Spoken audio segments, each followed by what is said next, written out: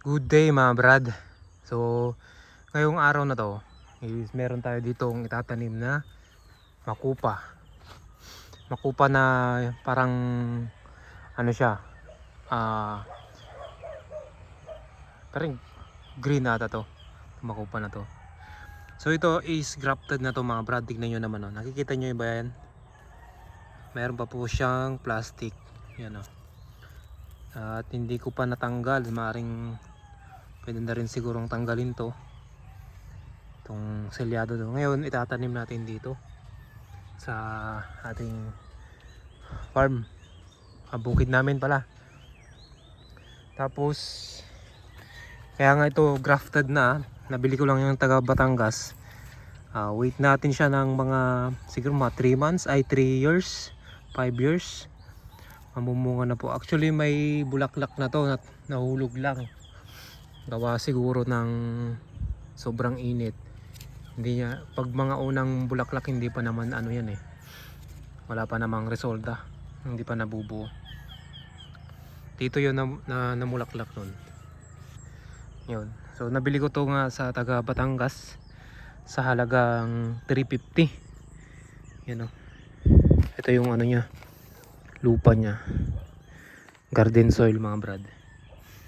Then yun nga, ngayon is July 7, 2026. So wait tayo ng 3 to 4 years ganun para makapag-ani tayo ng ating makupa. Ito po siya mga brad, oh. So tatanim natin dito. At mas maiging itanim na natin siya na para hindi makalaki na ng mabilis. Dito pala yung ano dyan dati, mga paper tree. Tapos yan yung babuyan. Tapos ito yung mga paper tree, oh. Pinaputol ko na dahil nakakaano na sa taniman ng palay.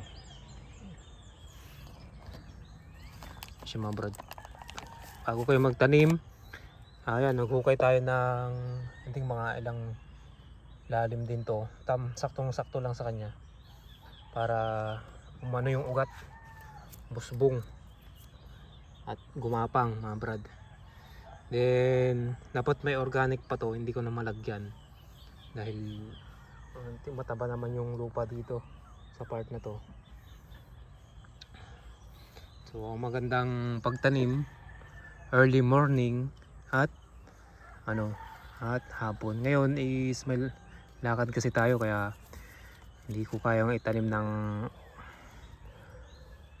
ng maaga ay ng hapon, kahit ano muna itanim natin ng umaga. Tanggalin ko muna tong plastic niya, tapos i-transplant na natin.